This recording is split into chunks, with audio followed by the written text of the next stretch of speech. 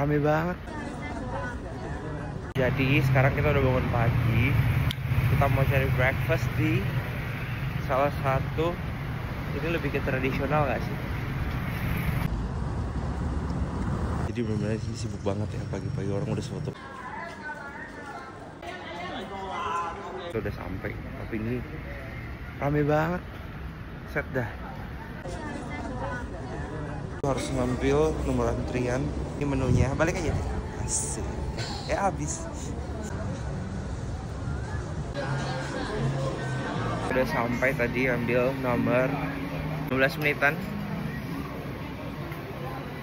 Kan kayak tos double. Ini telur setengah matang, ini kopi sih, ini yang ice-nya, ini nasi lemak. Jadi kita akan coba berdoa dulu. Kayak sosnya.